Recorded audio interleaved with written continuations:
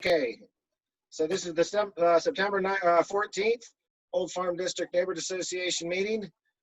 We have sort of a smaller attendance than normal due to some technical difficulties. This event will be available on the Old Farm District's website, and we are going to be live streaming on Facebook Live as well this evening. I'm going to introduce myself and have everybody else introduce themselves. We only have 5 of our board members today, but that does make up a quorum. I'm James DeRofi, the board chair. Karen? Karen Johnson, Land Use Chair. Colette? Colette Blomeister, General Board Member. Jennifer? Jen Sawyer, at large. Eric? I'll just introduce him, Eric Lint. He's our technical person, but he's actually our treasurer and our IT person. And we also are joined by Justin Livingston, City Councilor, if you want to wave and say hello. Thanks for having me. Okay, so I don't think we're going to have any public comments. We do have a quorum. It has been a very busy month or two for many of our board members and for the neighborhood associations in general for the last 2 months. We will try to be as do the best we can in providing the updates. If anyone has any questions, please email us later, or if you have our personal phone numbers, text us, and we will do the best we can to get in contact with you. We will come back to the treasurer's report, but the City of Bend has been working on a website that is Michaela Oliver, their representative to the neighborhood associations. I believe the City of Bend now has each individual neighborhood association's up-to-date treasurer or budget would be the best way to describe it. That is something new. A lot of people would ask it for, and the city is now doing that for us. So that is a great thing. On our website, we will also have this agenda, and you'll have links to the treasurer's report and land use notices that we try to send out to everybody. Karen is our land use board or land use chair rep. So let's go into, we're going to go into the NLA meeting. I'll sort of take Dave's space on this. He is our actual representative. That is an official committee from the City of Bend. So I'm not speaking for the committee or for him. I listened to the meeting, and the NLA was very active in their last meeting. There has been some discussions with their land use committee. I don't think Justin was there. I do know the mayor and Bill Mosley were participants, but they did make some land use, City Council did make some land use decisions afterwards. I believe, Justin, I can't remember, it was 2 days later, I think you had the meeting, or is it next week that you'll be addressing the land use subcommittee? I think with the development code changes. Yeah, that's this week on Wednesday. Okay, so that's the code package for various. Are you referring to the code package for different housing types, like the micro? Yes. Yep. Yeah, that comes Okay. that comes to council on Wednesday. So I guess I think it was last week, there was the Affordable Housing Committee meeting met, but before that, the NLA did meet, and some of the one of the big issues that people had were with the development of micro units, and the NLA Land Use Subcommittee did submit suggestions for the micro development units. Hold on here, sorry. And that it is going to be sort of interesting. It will be interesting to see how the City Council handles these development code changes. It will affect many people. On a personal note, from what I gather, just being somebody watching it, there's a lot of people who are trying to tie House Bill 2001 in with the requirements of the code package changes. Karen, you are the land use chair for us. You have been talking with the other neighborhood associations and the NLA, would you mind giving a land use sort of update regarding the code changes? I know you've been involved. Well, I haven't really been involved in the sense that I read them. I haven't really, and I read all the comments that went in to the Planning Commission. I haven't submitted my comment yet, but the bottom line is this, that they're proposing micro units that it infects a college dormitory, like my nieces are living right now before they're sent home. 10 units with a shared kitchen, no laundry facilities, not clear who would be running the building, ensuring that it was kept clean, and it would be allowed in all residential zones.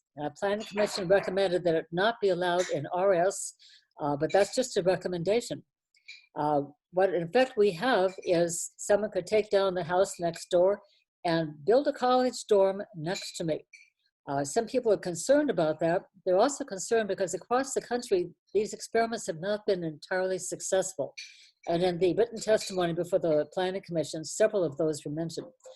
The second thing that's worth doing are these small dwellings that will be about, I think, 8 per acre, if my math is right. And there is, I think, something that people have pointed out. Justin, how many short-term rentals does the city have right now?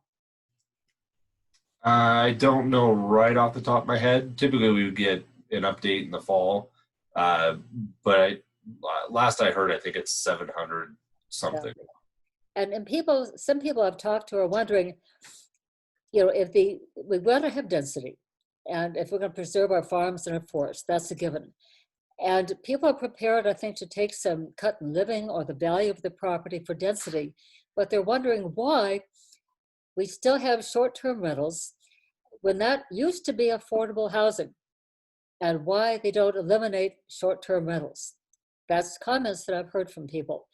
The other thing that makes some people unhappy is the fact that these micro units, there's no prohibition against using them as short-term rentals, although the Planning Commission's recommended that they not be.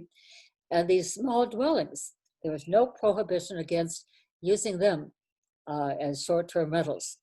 There's a letter to the editor a couple of days ago where a woman pointed out that the FAR, the Florida area ratio of these buildings per acre, has been waived concerning these small dwellings. And her letter wondered, what about urban heat sinks? Or urban, we have in essence, Bend is going to be paved over. If you look at it from a drone, you'll see pavement and you'll see roofs. No provision seems to be made for shade. So these are the comments I've gotten on. Most people do not know what's happening. And I think they're not going to know until the building next to them gets torn down and someone puts up a college dorm. You can tell that I'm kind of opposed to this, kind of a biased analysis. Karen, that's fine. You're allowed to have an opinion. I do know this. If Dave was with us, the NLA members, I don't know if it's official now or if it's after City Council decides on it or on the transportation bond, but they are encouraged not to take an opinion in representation of the NLA, and that has to do with committee rules and regulations for the city of Bend. But that does not mean they are not allowed to have a public or a private personal opinion. Exactly. There are many things that the land use, or not land use, planning commission that were brought up at that meeting, and I'm sure all of those comments and objections or positives are going to be sent to City Council for review. I encourage anybody who has any concerns about these things to review those before Wednesday's City Council meeting and submit questions to City Council or the city staff. It helps if they have them at least 24 hours ahead of time. If you try to do it 5 minutes before the meeting, I cannot guarantee that the comments will necessarily be received in time. Not saying it's not going to be eventually received, but if you would like city councilors and city staff, give them a chance to review the comments that people submit. So essentially, you've got this evening, all day tomorrow, to comment and read. It's not that boring, but it is. It does matter. I know, as it's written, I could tear my house down and put up a minimum of 8 to 10 units at a considerable profit, and my neighbors would not be able to stop it in any way because it will be to code. That's right. That's my personal opinion. Yeah. Anything else regarding the Bend Development Code from any of the other staff or any other board members? Nope. Karen, do you have any land use updates? I have lots of land use updates. Can I just comment on that real quick? Okay. It's part Yes. of our work session. So there'll be other time to weigh in before the actual code package comes to it. I'm just looking at the agenda, and 15 minutes doesn't seem quite enough time to go through micro units, but it is in our work session, not in the regular business meeting. Thank you for that clarification, Justin. So for everybody, still Uh-oh. We've lost you.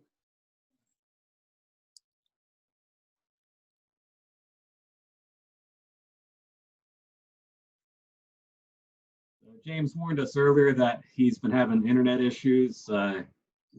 He might drop out and have to come back in a minute here. If Karen wants to go ahead and get into land use, we'll come I back. A variety of notices come out that were really nothing new. One is they're putting in 5 units on Reed Market close to the canal.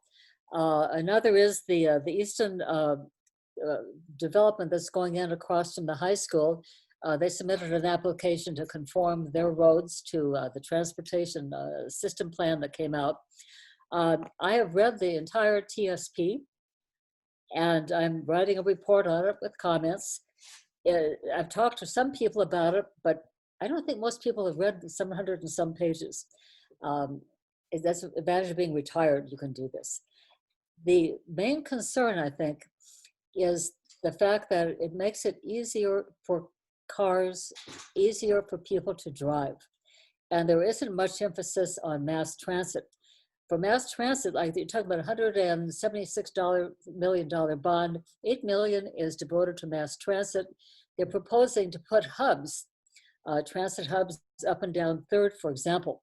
And the idea that someone, for example, who lives in La Pine on a snowy day would drive up, park in the Albertsons parking lot, get on a bus, go up to say Empire, say they work on Empire, get off the bus and walk to where they live or work. The general feeling is that that isn't going to happen, and that what they're proposing for mass transit is nowhere adequate. Another thing that I've talked to people about, a few people have read the city site. When you go on the site that urges people to support the bond, they talk about putting the railroad, the overpass over the railroad on Reed Market. And that is sold as one of the issues that may be upcoming.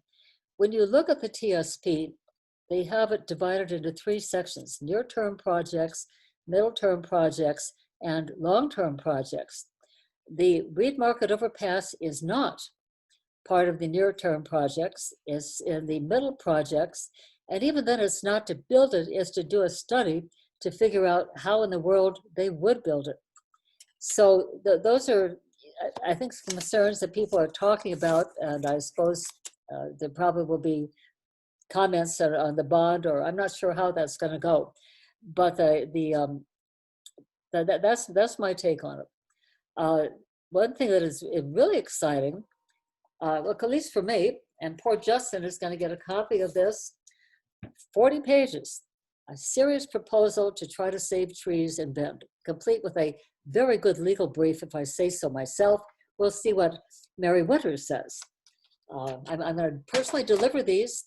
If you want one, give me your home address. I figure that it's going to be hard enough for people to even open the first page of a 40-page brief. They're not going to do it if it's sent by email. So I'm literally delivering these by hand, hard copies. And if you love trees, you feel bad throwing it away and wasting paper. That's my hope. The last thing is the candidate forum. Some of the land use people, Debbie DeWeese, Bill Gallagher, and Lisa Michelle, I'm not sure I'm pronouncing her name right, Musel, have put together a candidate forum. They've gotten the tech people from OSU involved. They have Matt McDonald who's going to moderate it. They have sent out invitations. They've got 5 people at 3 o'clock on Sunday, October 4, and another 5 at 4:10. And they sent out a list of a questionnaire, a survey for people to explain who they are, what their business has been, and experience in government, and asking particular pointed land use questions concerning traffic, trees, density, and they're putting it together so well. I mean, this is going to be a really exciting event. And that kind of segues into what I'd like the board to consider. According to our bylaws, we can use this October 4 as our annual meeting to satisfy our annual meeting requirement. I'd like to see us do that. And I'd also like to send us out postcards. You know, people say, well, okay, you know, the information's on the website, but you have to know that we exist before you go and look for us on the website. I talk to people around town, mostly in our neighborhood, and I try to work in the neighborhood associations just to see if people understand that there's a voice somewhere for them. Everyone I talk to hasn't a clue that we exist. And that's why I think we should send out postcards. Number one, the postcard's really pretty. And number two, it's going to be in the mail, and I think it's going to notify a lot of people that ordinarily would not even know about this forum. And I think this forum is going to be really well run. I've been hugely impressed with the expertise of these people. They really know what they're doing. So that's it for me. On the candidate forum, we actually have a separate agenda item to address that. So we'll come back to that and Okay. strategize a little bit how we want to Okay, engage with that. all right. One last thing on the East land use. I think we had the Easton Master Plan Yes, got approved by the Planning Commission, is going to the City Council now, right? yeah, yes. I have a question. I don't know if this is the right place for it, but regarding the Reed Market overpass in, you know, the far future is what it seems like it'll probably be, and incredibly expensive. Is there any way that we as an NA, and perhaps all the NAs, but us especially since it's smack dab, you know, in our area, that we could do some sort of,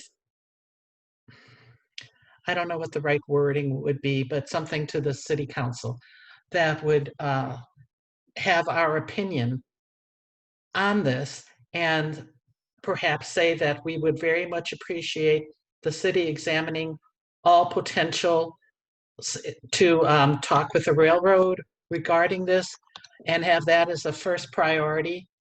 I know it's mentioned briefly, and Eric King in a meeting we were at City Hall mentioned that they were doing it. Yeah. But whatever we can do to urge that as the first course of action, I would like to see that done. So to provide a recap, since we had a couple people just join us, and looks like James is back now.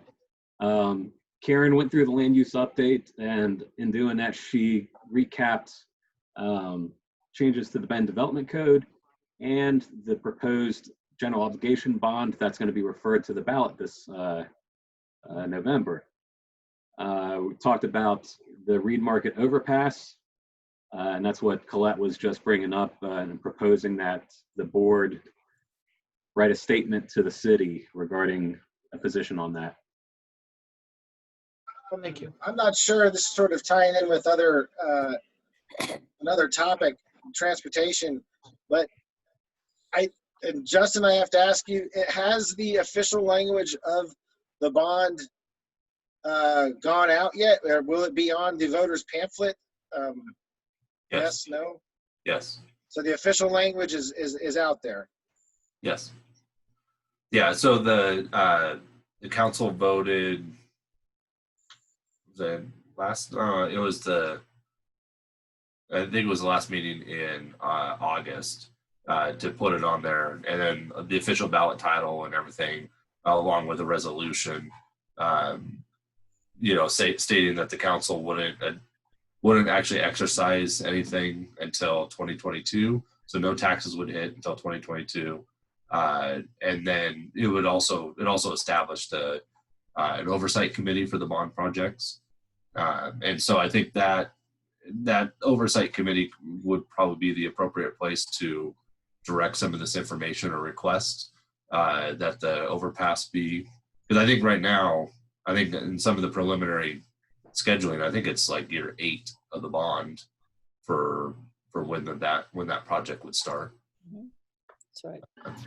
So I think at So, least but- year 8, Justin, because I think they were trying to tie it in with the end of the Reed Market last bond measure is when that bond, I thought, was the plan from all the CTAC meetings. sorry, I didn't quite catch the first part of that. So from, as far as timing, as this bond is concerned, it's broken into 3 segments of how short-term, medium-term, and long-term projects. The Reed Market project was either going to be at the end of the medium term or at the beginning of the long term, and I thought that had to do with timing as far as the bond of the last or of the current Reed Market Road expansion sort of coming to an end, and then because that was a 20-year bond, I believe. It could be. It was passed in 2011. Yeah, so then that would be basically at 20 years is when they were thinking about looking at the Reed Market overpass. From a legal standpoint, Colette, I know what you're trying to do. I don't know how it will end up changing the bond. I think Justin is correct in this. It would be something the oversight committee, if the bond gets approved, could look at. And I Yeah. understand that, but I feel that it's important to take a stand if we wish to as an NA, rather than not take a stand. Understandable. I just want anybody who's listening to this video at some point or in the future, then we cannot change the bond as it has been sent to the ballot. Yeah, you can't change the bond language, but there's nothing set in stone as far as the timing of the projects, and so that bond oversight committee will have some discretion as to when the projects will happen. Now, there's going to be finance, and because finance is modeled, because the bonds will actually occur in I think it's 4 series of bonds. So you have the first series, it's hard, there's not a whole lot. It's not a big take. As far as it's not a big bond that they'll go out and issue. Then they'll issue a second bond that's a little bit bigger, and then the third and fourth bonds, because you can't do $190 million worth of projects within a certain period of time. Because I think the way the rules work is that you have to spend 80% within, I think, 3 or 4 years. And so you can't physically do that much construction in that time. And so that's why they've seriesed out the bonds. So there's a lot of timing that goes into play as far as, when can you get that money actually deployed? Because there is some requirements that the city has to deploy that money within a period of time of issuing the bond itself. Jason, can you speak for a moment to where this sits right now with the city council and the city administration regarding what is being done for contact with the railroad and trying to continue to get them to move the yard that's there? Yeah, I know there's been discussions with them or trying to get them to at least get some sort of estimate of what that would cost. I know there is some issues with their union contract of where that yard can be placed. It has to be within a certain distance or within Bend. And because there was some thoughts or some initial thoughts that were, well, let's move it up towards Terrebonne. That would actually be a violation of their union contract. And so they won't do that. But if we Excuse me. north end of town, bless you, I think that would be a good good option to do. The railroads are pretty slow to. It's hard to get them to move on things. Understood. Yeah, and they actually have a new person that's overseeing this region, and so when those conversations were starting, that person was just coming into that position, and so I think that probably didn't help some of the the delays that we were experiencing with them.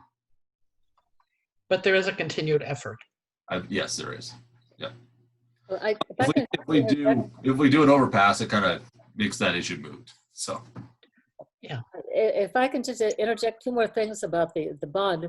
The description of the Reed Market bond is in the second section, the middle term section, and it's number 44. You'll notice also when you go through the TSP that following the near term list of projects, there are projects for bicycle and safety for walking, for so-called alternative transit to vehicles. You look at the total, and I can't remember, like $150-some million, but there's no total there. The first set of plans has a total, 176 million. You look at the bicycle trails and all the sidewalks and things, there's no total for that list. So I asked the city, why isn't there a total? And the answer is because those projects are not funded. And they're not going to be funded through the bond. They're going to be funded through hopefully other grants, or they will be done in conjunction with particular work. For example, right now they're putting a sewer in a 15th. And so as part of that, they're running a sidewalk up the east side of 15th, which is of course a wonderful thing. But if they weren't putting in that sewer, there would be no money, no separate money for that sidewalk. So it's well worth reading. It's well worth reading. It's very well written. Very well written. Yeah, just for clarification, I think, Karen, you're talking about the transportation system plan that was recently adopted, Yes. not on projects, because the list of bike ped projects, which is about $50 million in the bond of standalone bike ped projects, is that's fully funded. And so those, if the bond gets approved, those projects will happen. And so there's also a lot of, because the terms in the TSP, Transportation System Plan, is really reasonable. You have to put projects in the TSP that are reasonably likely to be funded. And there's other projects as well. And so there's a full funding plan that, takes into consideration like a transportation utility fee or a seasonal gas tax. And so some of those, I think probably the reason why on some of that is because some of those other funding mechanisms aren't in play at this time. So that would be my guess as to why it might say there's not guaranteed funding, but there's potential. I think you're correct.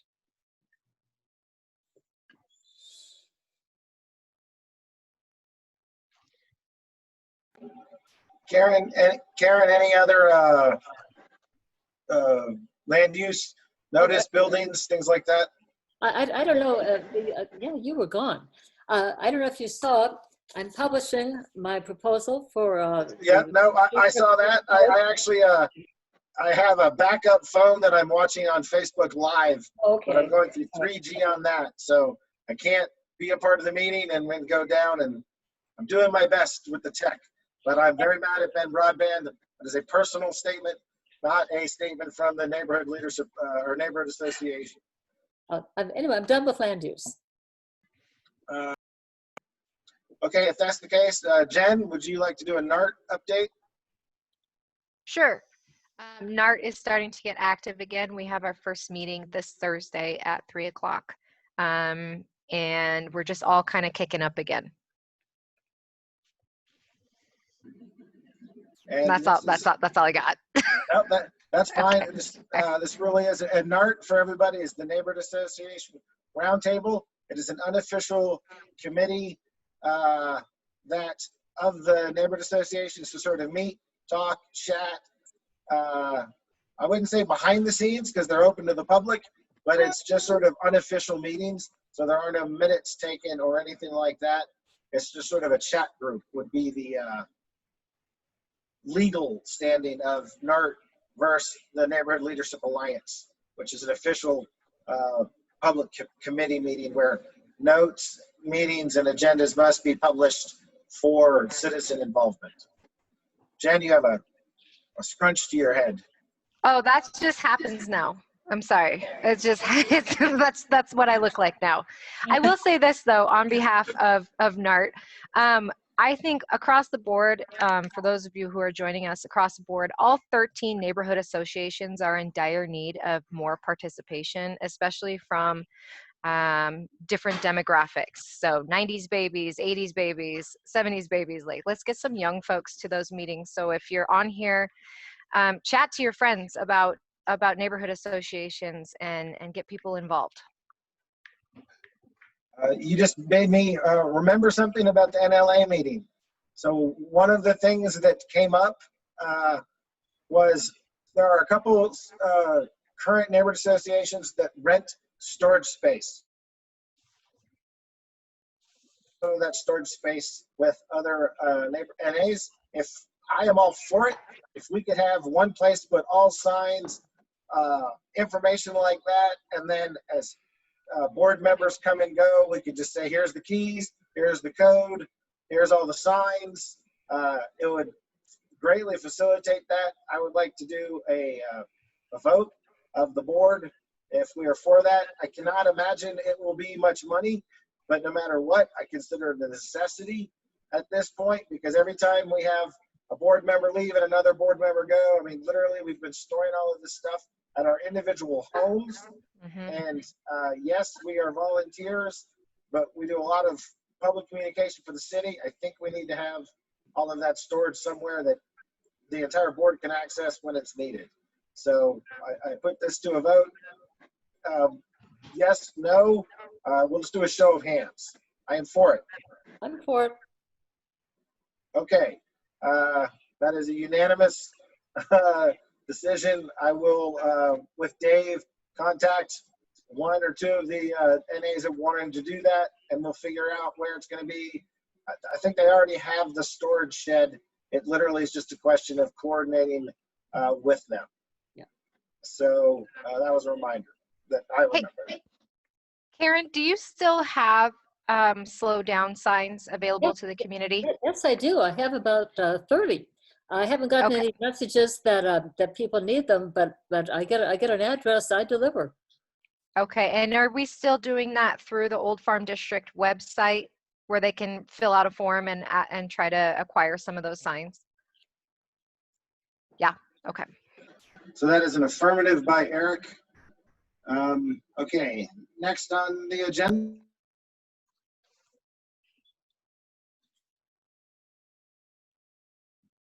If you don't mind, I'll skip back up to the treasurer's report.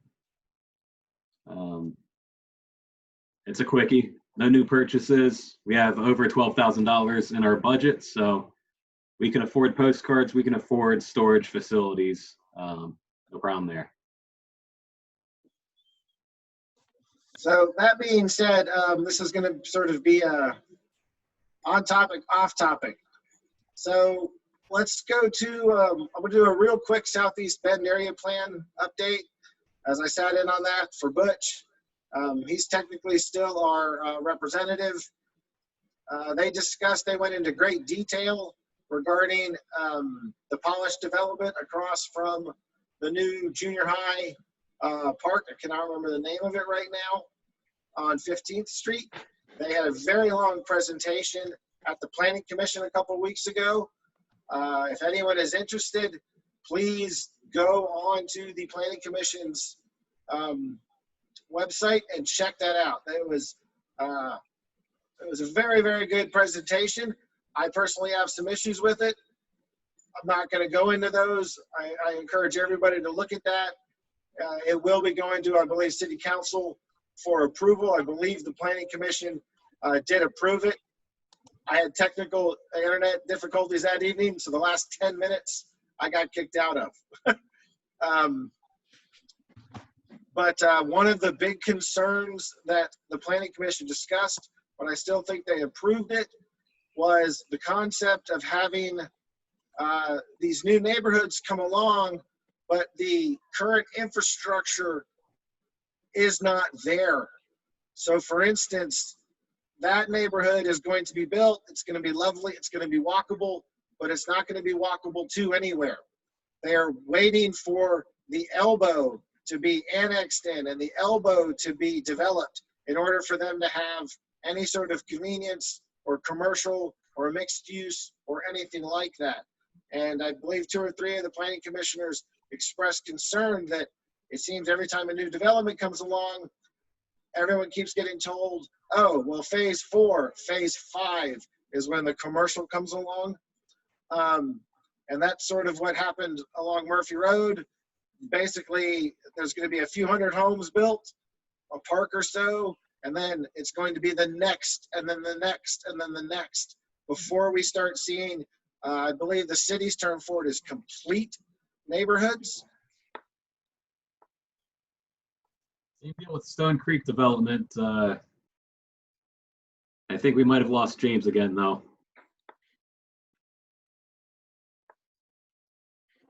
So we'll give this a sec, and I'll text him to see if he can call in to maybe avoid some bandwidth issues.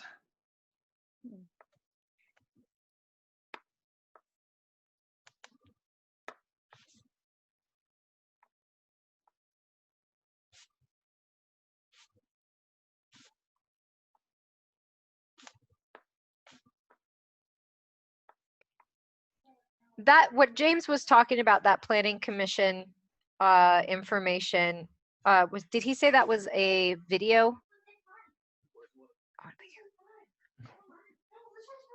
I believe those are recorded, yeah.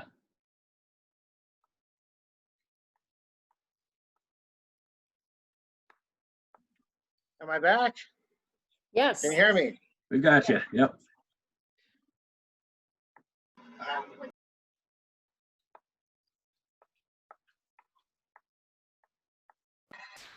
So yes, there's a 30-second delay on the Facebook Live on phones. So I don't know when you lost me, but basically they use the popsicle argument. Can your child leave their house, buy a popsicle at a convenience store, a grocery store, and possibly walk home before it melts? And I believe their metric was no.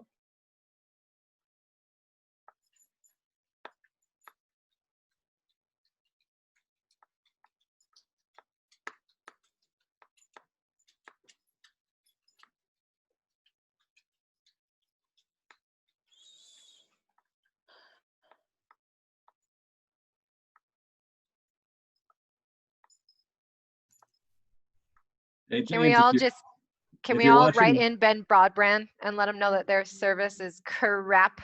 their service killed city council meetings a couple weeks ago. It's bad. Boo, Oh, ridiculous. Like, what was that? Like over an hour delay? But James, if you're 15, 20 minutes anyway. okay, yeah. If you're watching on Facebook, next time you join in, turn off your camera. Sometimes that helps with the bandwidth issues.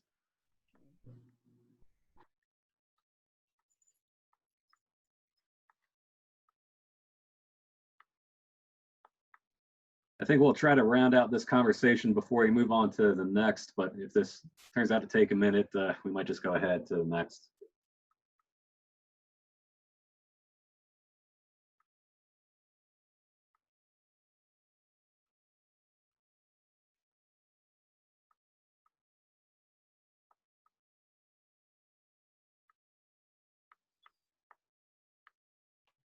This is like that awkward silence. What should we talk yeah. about? James is listening. He's watching on Facebook. There's a 20-second delay between our Zoom and the Facebook stream. Let's see. I think we just lost someone. We'll just go ahead on to the next, and we'll come back to close off this conversation in a few minutes here, because the Planning Commission details and talk about transportation does impact a few things that we're looking at down the road with different master plans, with CPAC and so on. So shouldn't take too long, but we'll close off that conversation when we get James back again. As for other updates, we were going to have septic to sewer update from Beth. Pretty much the construction on 15th. It's just carrying on still. I think that'll wrap up soon. We had a question about Murphy Corridor project a minute ago and updates there. That was actually one of the things that was impacted by the fire activity over the weekend here. The hazardous conditions closed the roads from the other side of the state, and some materials were due to be delivered, and roundabout construction started on Tuesday. Those materials weren't able to be delivered until Thursday, so they started the roundabout last Friday. It shouldn't delay the timeline. We're still on track to have each big piece completed. Last month, the Murphy project team spoke to us at our meeting here, and as Councilor Livingston pointed out, the final completion date is expected to be fall of next year.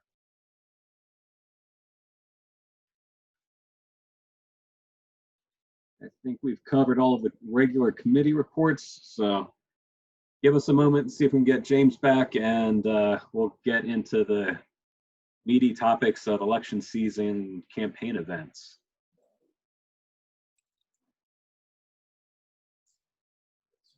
Now, he's watching on, so Okay. let me see if I can give him the phone number real quick, and we'll dive into that next topic.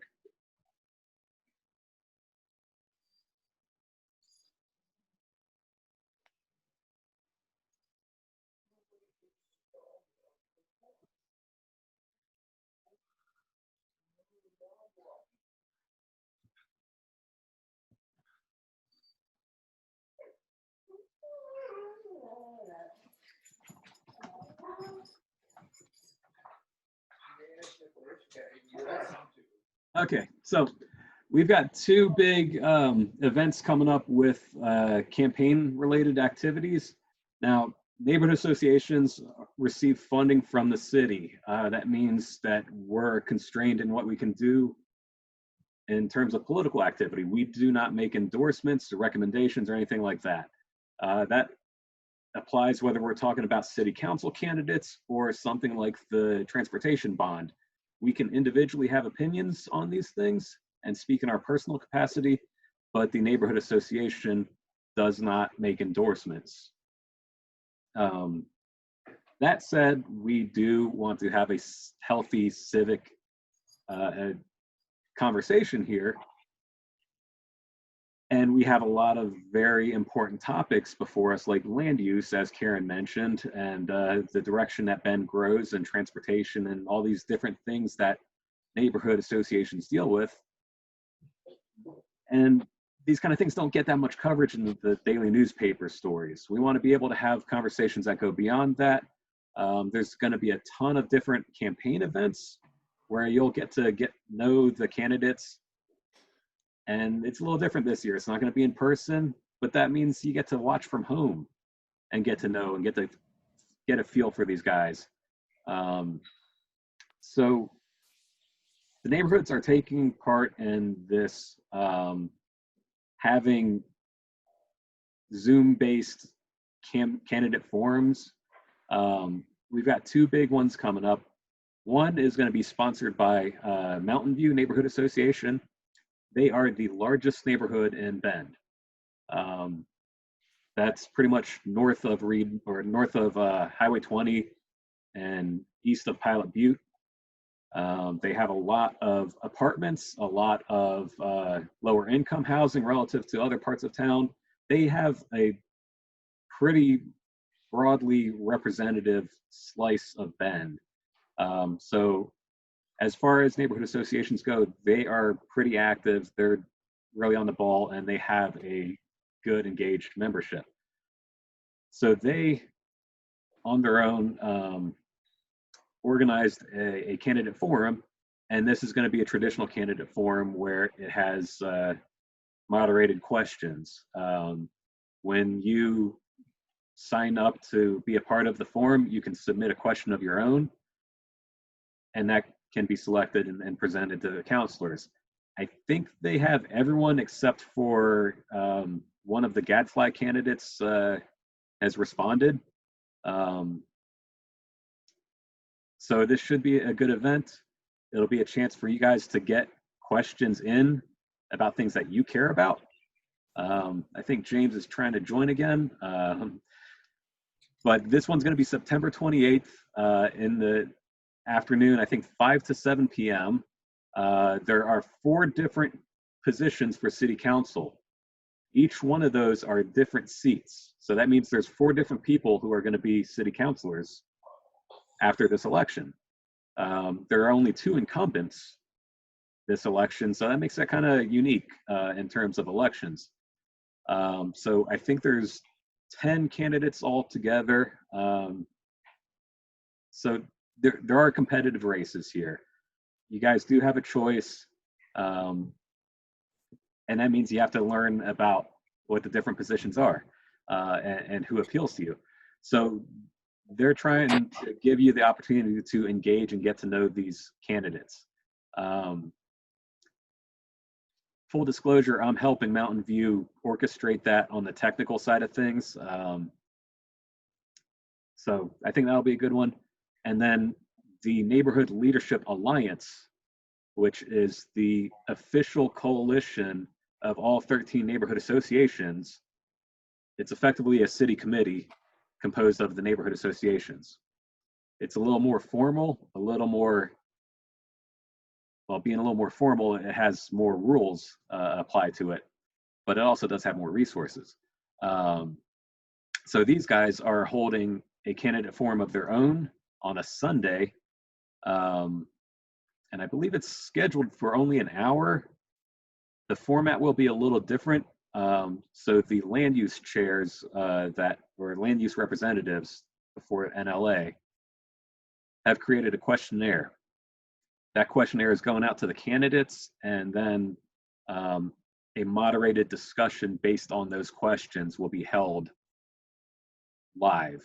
So it's not quite the same as a typical candidate forum where you get questions that are, unique and from the audience. This is a little more scripted, so to speak. But that means you might get more in-depth answers as candidates have a chance to fully consider what they're saying about things and show how much they understand the topics at hand. The focus is intended to be on land use, but it is going to cover a range of neighborhood association stuff. So that one is October 4th. I'll put out an email with details on all of this. There are, excuse me, several other candidate forums happening. League of Women Voters is joining with City Club, and they will have a forum for every race on the ballot, pretty much.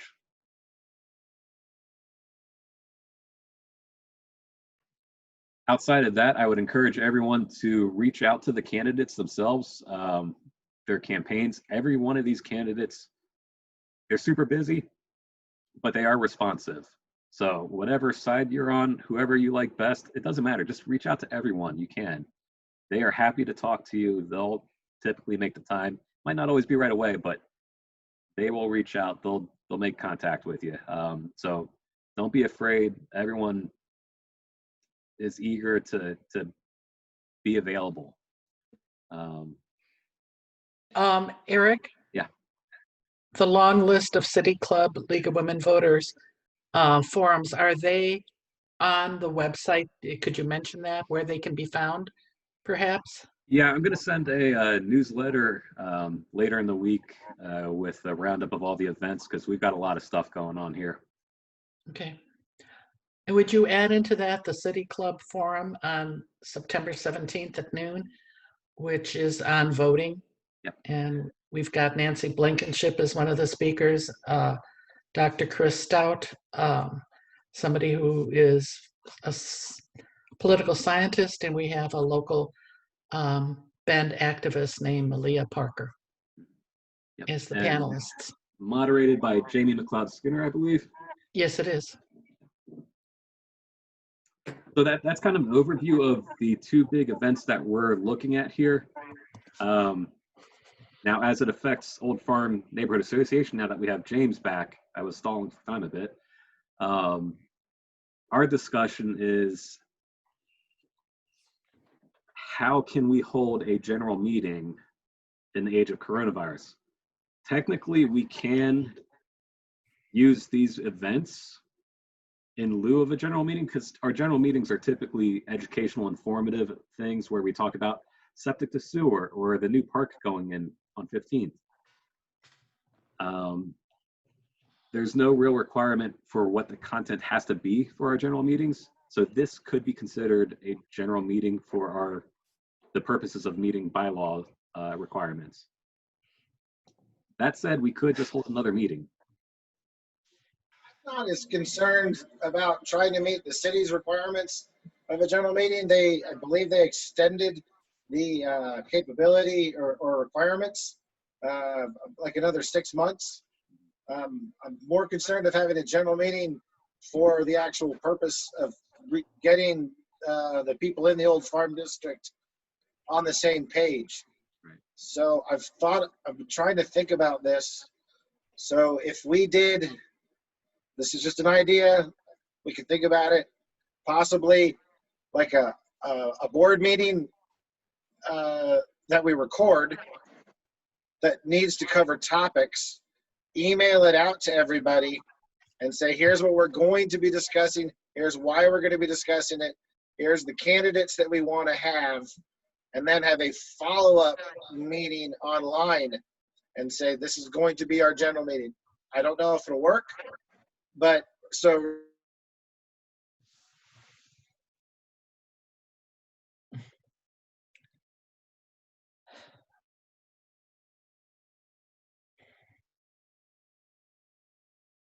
Based on the direction he was going with that, I like the idea of having another meeting. We can prepare the materials in advance, have a separate notice that is dedicated to that so that we make sure that everyone knows what we're talking about before we have the conversation. If we need to have a vote of the membership for anything, we can put the materials in front of them so they can have that informed choice. Looks like this might be another one of those extended delays with James getting kicked off. But like you said, we are not pressed for time on meeting the formal requirements. So we can continue the discussion on this and create the event offline.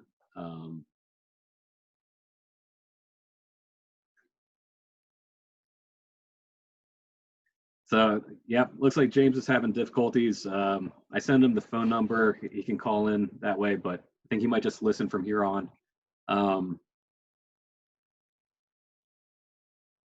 We need to figure out how to update our bylaws for one and hold elections. Those present some logistics challenges being held remotely like this. So that's the thing that we're going to need to figure out here. So we might just table this for now and keep having a conversation offline. If anyone watching has opinions about this, please do get in touch. You know, this isn't just a board action. We want to be responsive to the community and have everyone's input here. So if you have a preference or if something works better for you, and like Jen said earlier, we want as many voices as possible in on this stuff.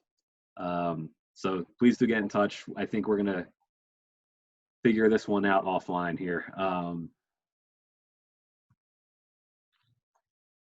That mostly rounds out our agenda here. If you look at the agenda that we circulated, we broke out some of the different topics, like the tree ordinance that Karen mentioned. Karen, did you want to get more in depth on that now?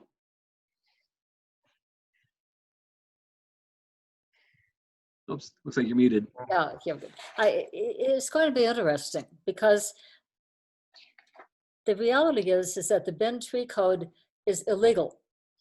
We violate ORS 197.307 paren 4, in that the standards for approval of developments are not clear and objective.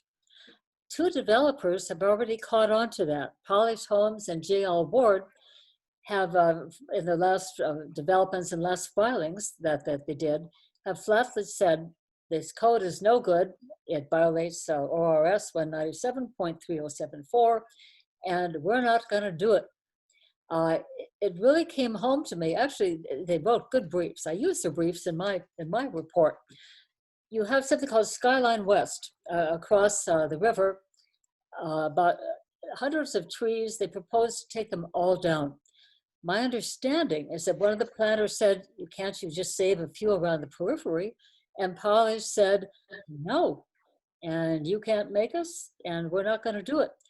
Whereupon the Three Pines Homeowners Association hired themselves a land use attorney, contested the development, went to a hearings officer. Neither side liked her rulings. They appealed to the city council, which denied their appeal. Both sides filed petitions for LUBA, appeals to LUBA.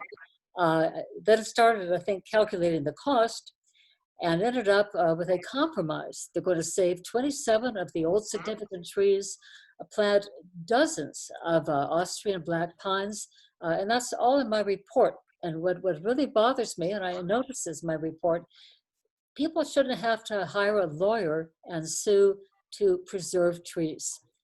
And right now, even if the city wanted to enforce the tree ordinance, they can't, because it's not a valid ordinance.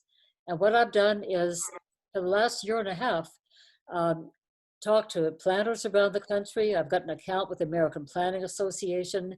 I've looked at dozens of city and county codes, and Oregon's unique land use laws kind of dictate something that other laws don't. But the bottom line is that the builders have to be able to build to their density, their desired density.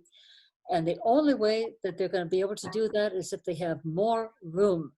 And that means designing around, for example, the 60-foot right-of-way. Bend has a 60-foot right-of-way for local streets. That's just not done in many other cities around the country. And today I met with one of the Polish people. I said, you've had an extra 10 feet, say a 50-foot right-of-way. Would they give you more room to build around some trees? He said, sure it would. I met with some planners about the 60-foot right-of-way, and Bend had never considered narrowing the street. But 20 years ago, they did a huge statewide study, came up with guidelines recommending narrower local streets. And so in essence, what this code does, it mandates that the developer can have his density. Like RS, it's 4 to 7.3. He wants to build 7 units an acre. He can build 7 units an acre. And the city is going to have to waive some right-of-way requirements, sidewalk, street trees, whatever it is, to allow them to design around and save some of those old trees. The question is how many you should save.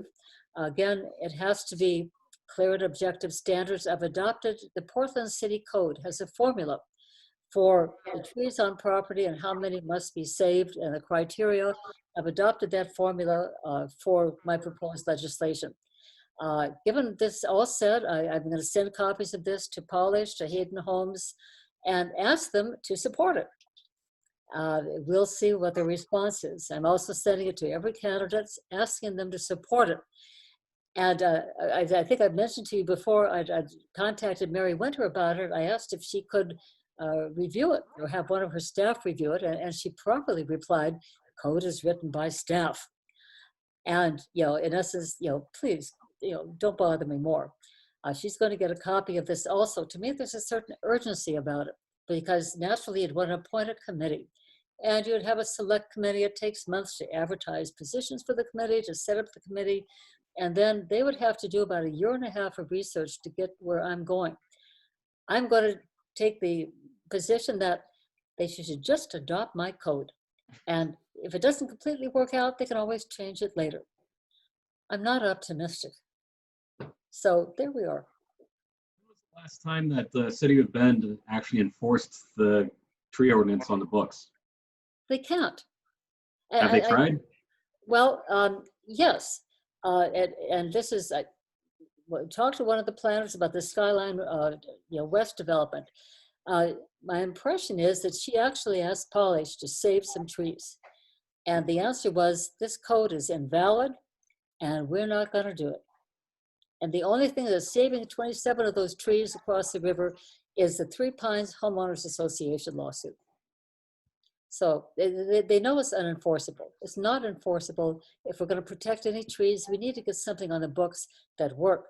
And I think my code works for So the everyone. history then is that they just treat it as one of those things that they do education on. We've heard that from other items where they'd like to have education instead of enforcement. Well, you might as well, because this code is not enforceable.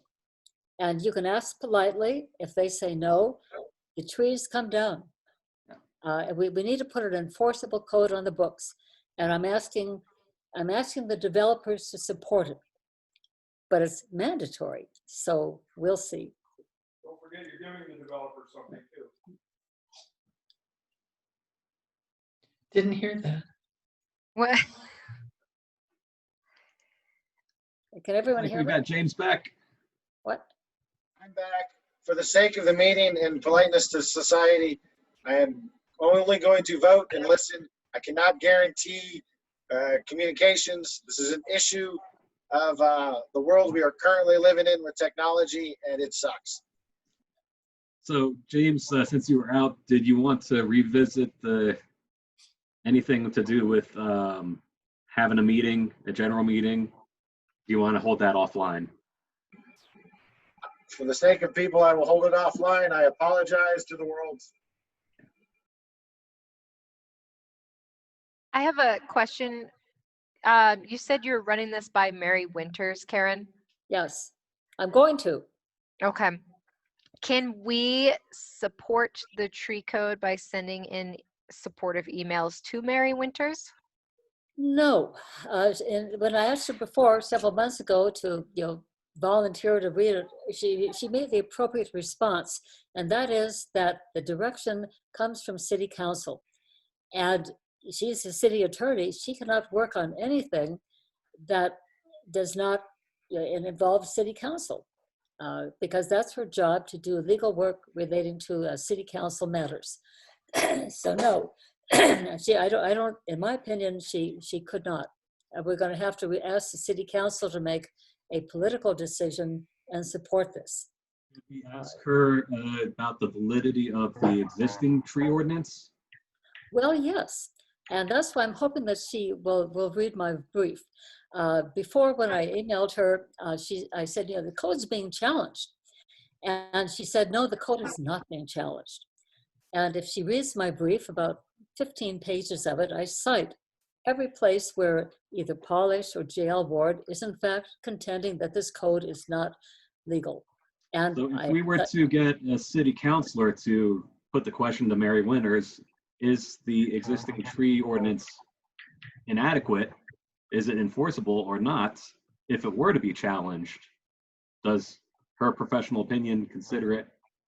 I don't know that I put that question to her. My conversation was in the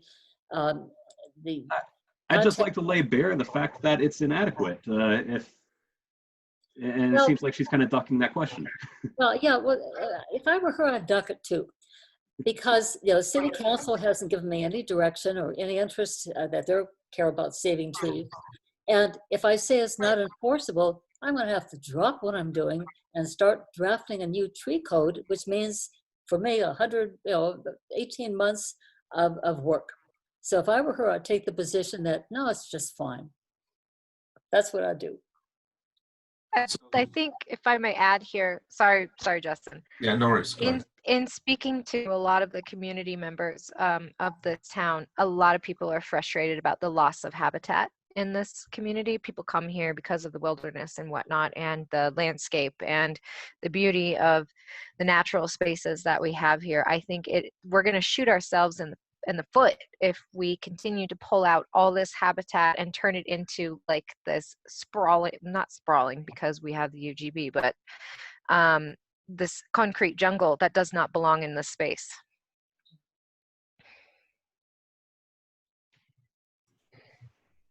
So the way I understand it is there was a state statute that was passed that Karen has rightfully cited, as far as clear and objective standards. And I don't remember when that was passed, but it came after some of our code. And so we regularly going through the code anyway. And so there will, at some point, we'll have to go through the entire code, to meet those standards.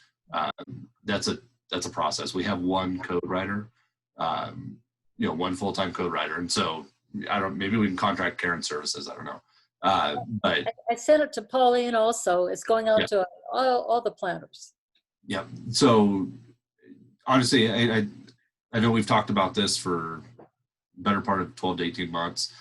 I still believe the best route is to get in front of the council while the council is doing goal setting, which will be in February. So when when the new council starts having its listening sessions, probably in January or early February, this is the time that's the time to bring it up, because it needs to be built in as part of the work plan and the budgeting for the next biennium. It's a big enough issue. And it takes enough time. I think, as Karen has explained, it'll take some time. And so it is a big enough issue that I think, and staff resources, that it'll need to be part of the budget. It's not something that we could easily just adopt Karen's, but I think there's probably a little more process that needs to happen. Like the problem is Thank that you, Justin. that Rome is burning and the trees keep getting cut down, and there is nothing to protect them right now. One other thing with that is, if you look at the land inventory, which the city has a nice map of now, the green spaces are shrinking.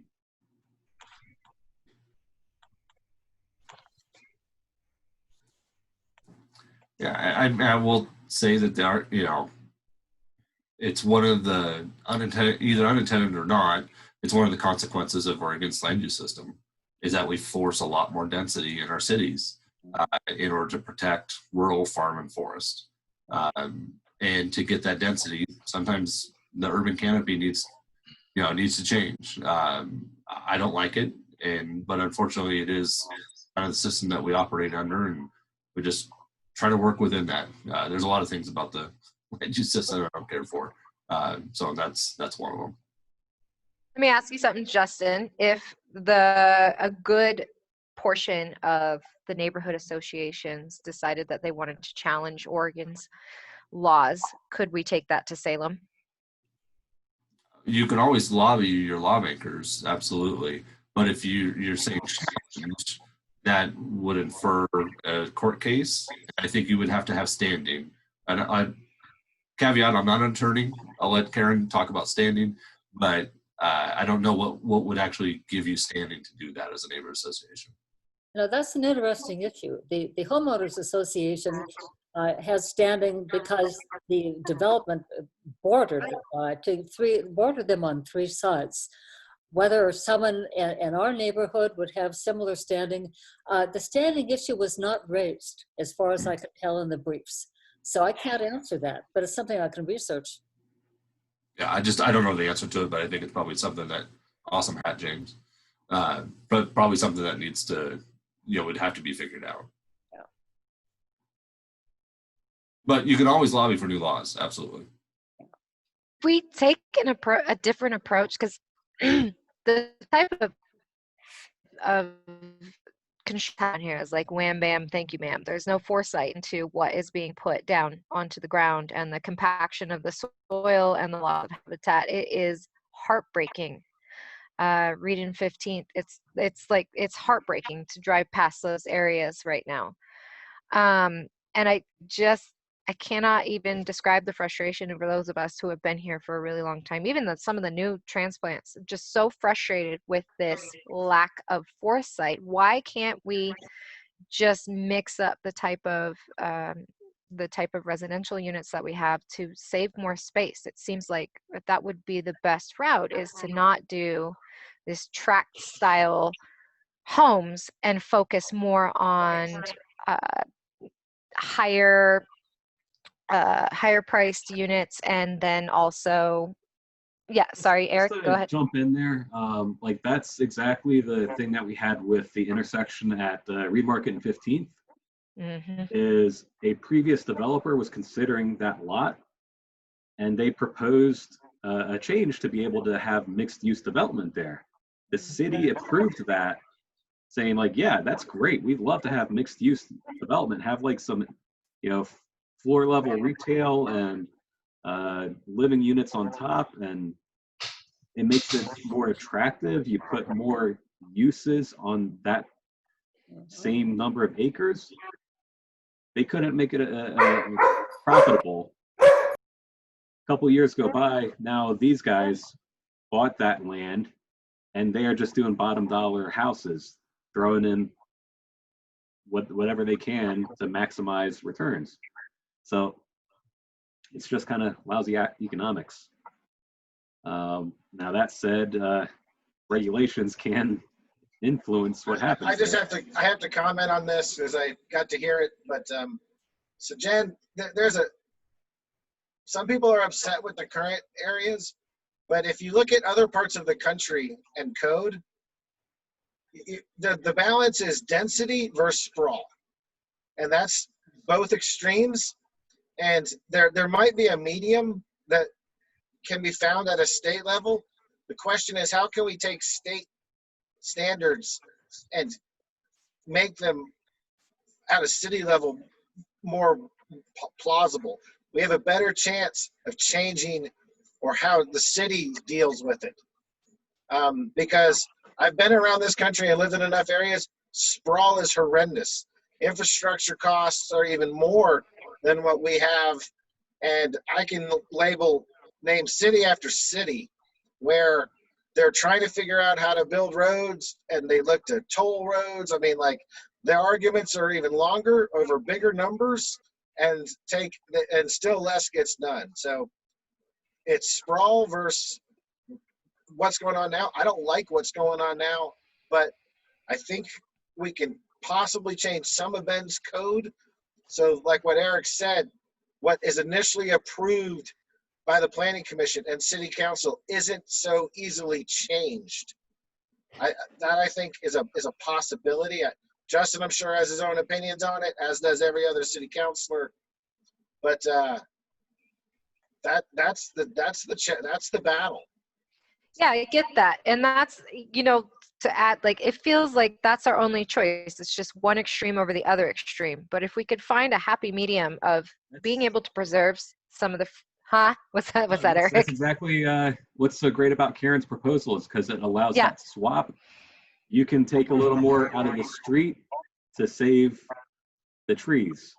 So you still get the same number of units, same number of houses in the spot, but you still get to keep a few more trees. So it's a little bit of a trade there, but it happens on the per development basis, that you have to take a look at each unique situation and see if it's possible to save things. And if so, this gives you more tools to save more trees. And Karen, you're muted. Karen, you're muted. The dog bark. You have a 60-foot right-of-way, and that means 5-foot sidewalk, 5-foot planter strip, 40 feet of pavement, and then planter strip, and then sidewalk. These guidelines recommend right-of-ways as low as 42 feet.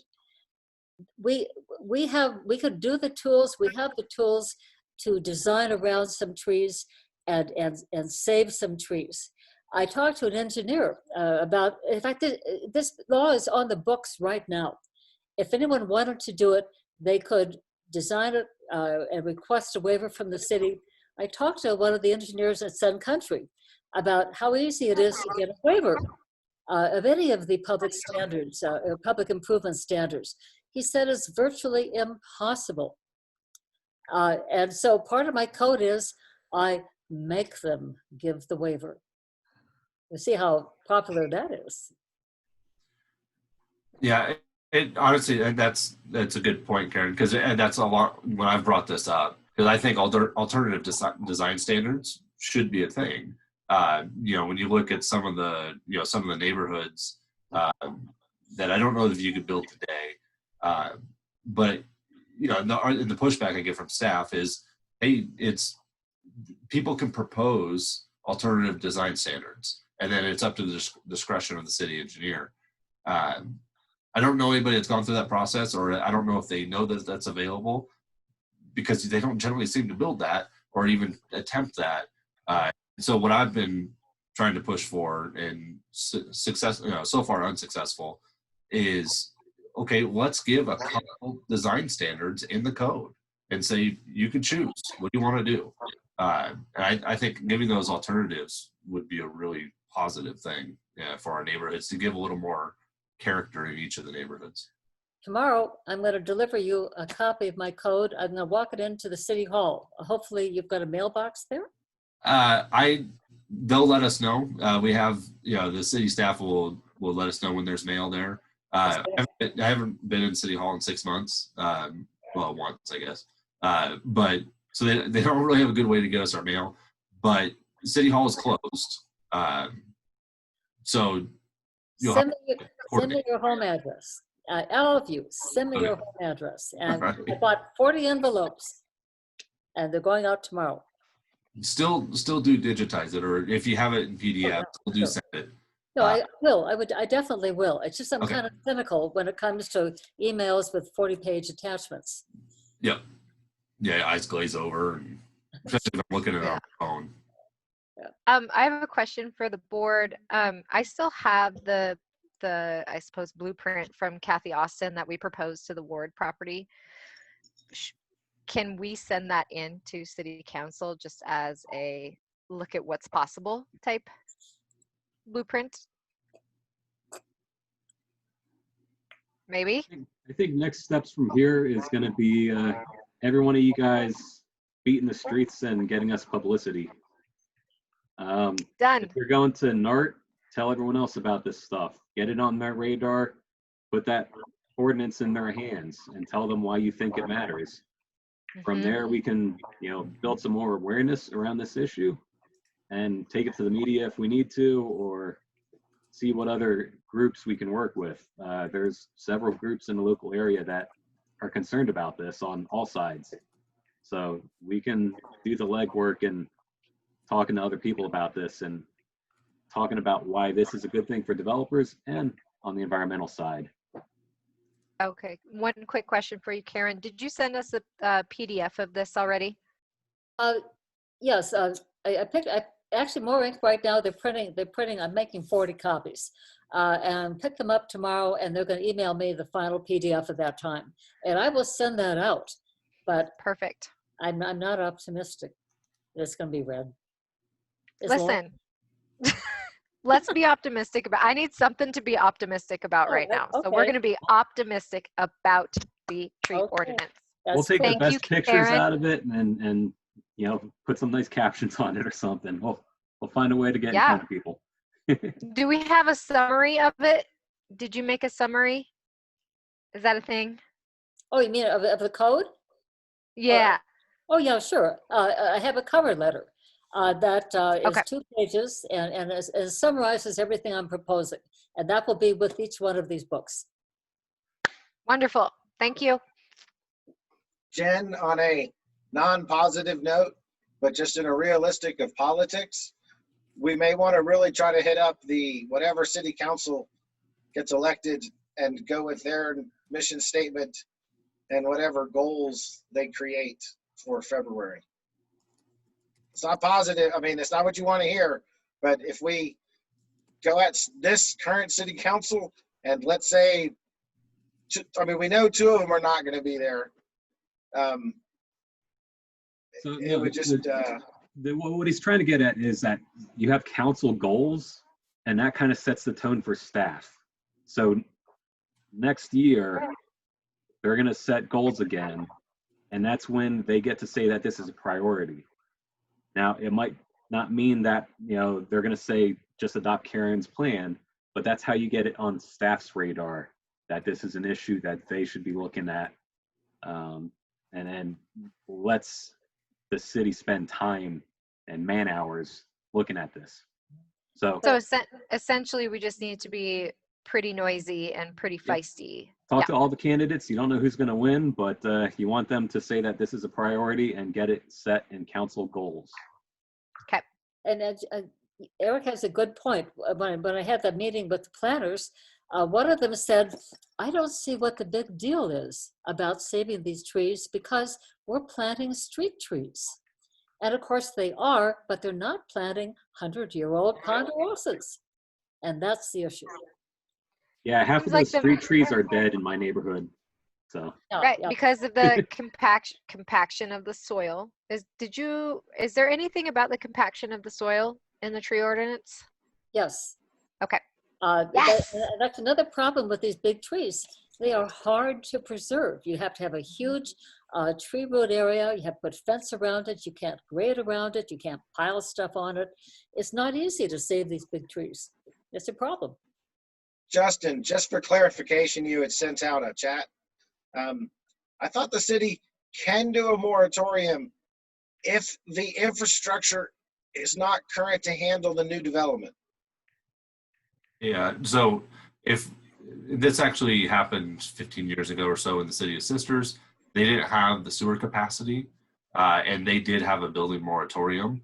But the state also gave, if you have a building moratorium in place, the state will come in and say you have 6 months to come up with a plan to get past that.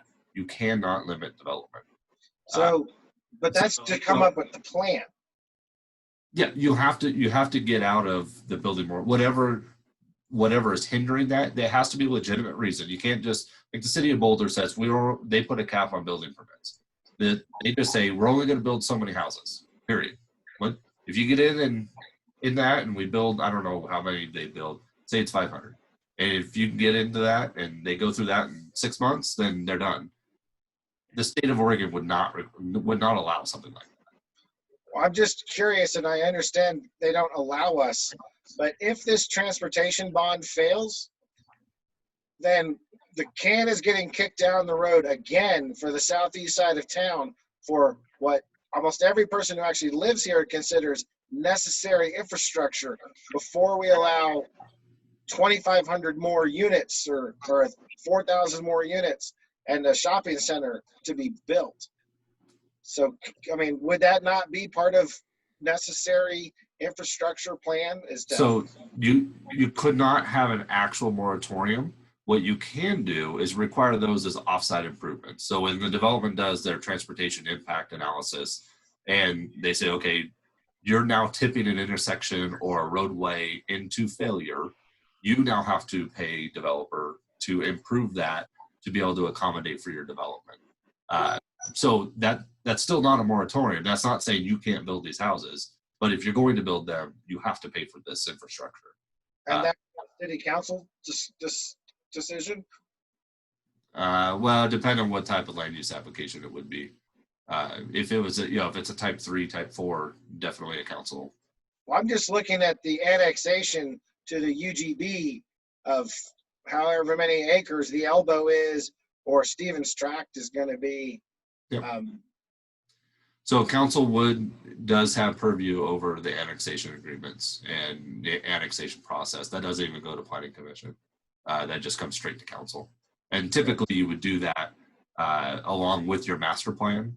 And so all the annexations that we've done so far that have been part of the most recent UGB is they come along, we have a master plan, and then that master plan, because really you have to master plan anything over 20 acres. So that master plan comes in and that tells them, okay, here's your infrastructure. Because a lot of these master plans will take a year and a half to negotiate with staff as to what their infrastructure requirements are. And sometimes that's hey, write us a check. Sometimes that's build something, whatever that is. It is a little dependent upon each development, and so that would all come together at once. Now the master plans go in front of planning commission, but just the annexation agreements come before just the council, plus the master plan would become before council as well.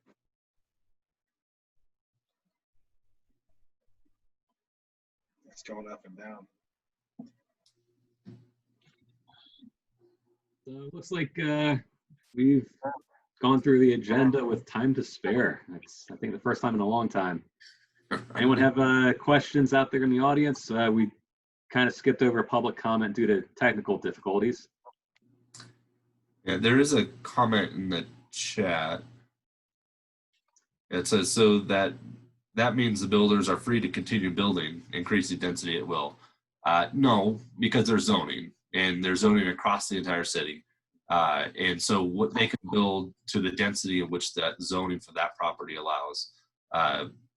For example, like if they're in the RL zone, which a lot of, Southeast Bend is in, I don't remember what the minimum density is, but the maximum density, I think, is 4 units per acre.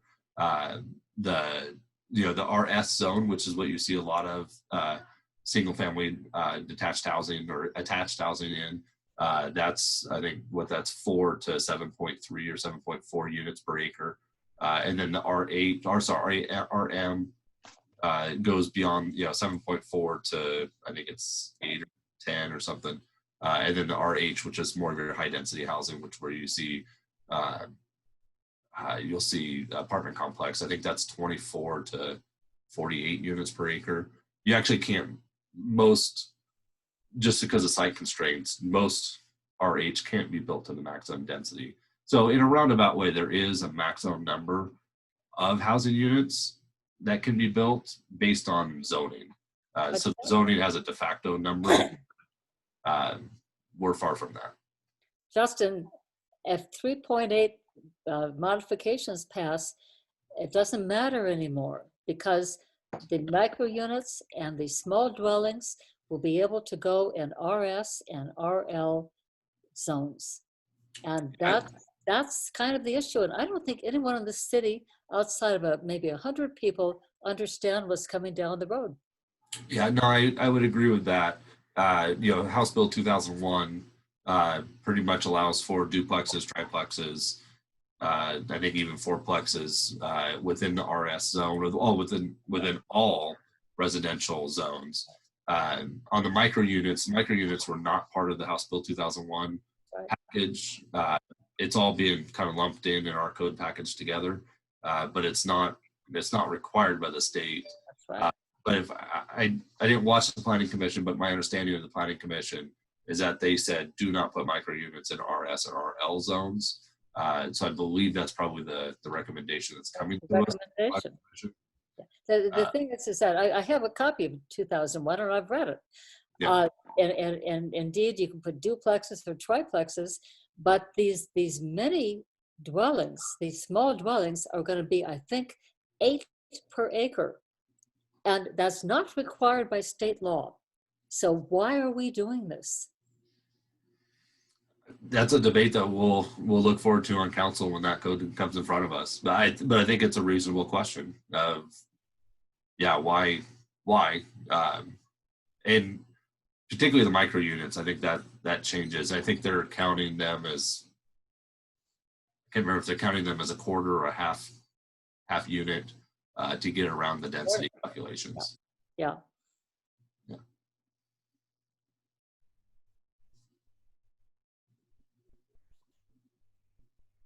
Do we have any more questions? I think Jill joined us just a moment ago, and love to have everyone. This meeting was a little casual, as we often are. So one more time, if anyone has questions, go ahead and unmute and just go for it, or type them in the comment section here. We're going to be wrapping up in just a minute.